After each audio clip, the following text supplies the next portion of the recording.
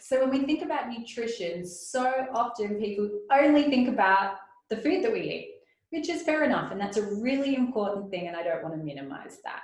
And so often people come into me and see me at the clinic and I ask them about their diet and they're just like, I just have to eat better.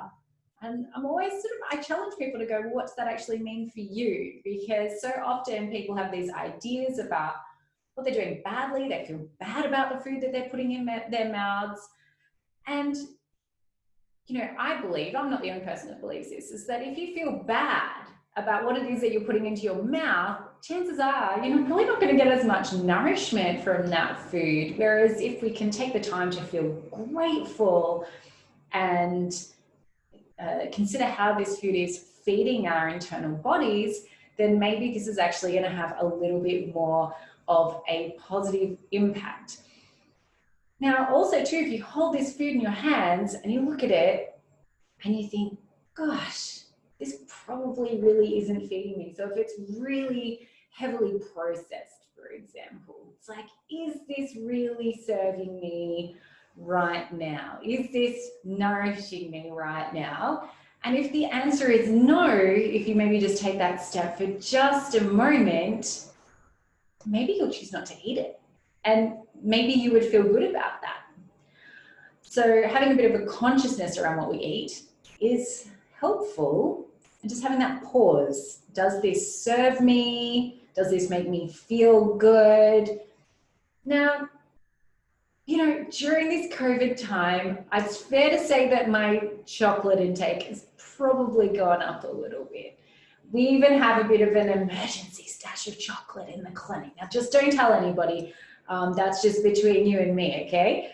But, sometimes, you can have that bit of chocolate and be like, that's really serving me good things right now. So I'm not going to feel guilty about that. Now, we're not going to eat the whole block, okay? You can just have a piece and you can feel good.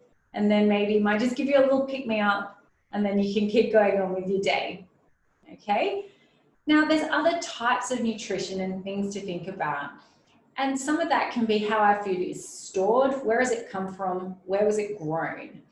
And that certainly, if I can think of one thing to be grateful for with the pandemic that comes to me right now, is that generally pollution has gone down. And so air quality is going to change. Now, that's another type of nutrition, the air that we breathe. Water quality hopefully will be able to change. Hopefully that might improve a bit. And so that too is going to affect the nourishment of the food that we consume. But also too, if we're eating more local food, it's grown in our regular environment, then that potentially has the capacity to nourish ourselves more as well. One great example of this is having local honey. Now, if you want to improve your hay fever, for example, getting that micro amount of pollen in locally produced honey is one way that's been shown to help to minimize, probably not going to make it completely go away, but we are coming into hay fever season, so that might be where you can minimize your potential hay fever triggers or response. Now, another way that we might be able to bring the outside in and improve our internal air quality, like I said, air is nutrition, it feeds our cells, is by indoor plants. Now, you will notice that we've got a few more indoor plants at the clinic recently, and that's because we really wanted to bring the outside in. We hope you like them. And, the other way that we can get nutrition, but, what these beautiful things need is light. We often don't think of light as nutrition, but many of you will know that we need light on our skin in order to produce vitamin D in our body, which is important for so many of our physical metabolic processes in our bodies. So light is also really important. Now, some of you might actually have more time to get a little bit of sunlight during your day if you are working from home at the moment. Might be an opportunity to go sit outside on your lunch break. There are ways that you can increase your sun exposure during the day. And particularly in winter, we are more inclined to get a little bit low on our vitamin D. And this can affect our mood, this can affect our metabolism, it can affect our bone health.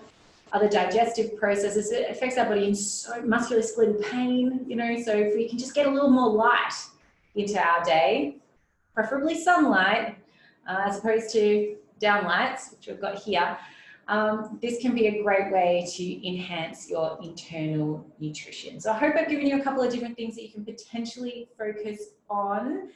And by all means, get in touch with us, leave a comment, and we're here for you anytime.